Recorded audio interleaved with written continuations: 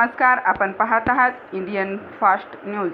श्री वीरभद्र महिला मंडळ संस्थापक अध्यक्ष सौ संगीताताई शिवानंद बिराजदार। बेमुदत धरणे आंदोलन।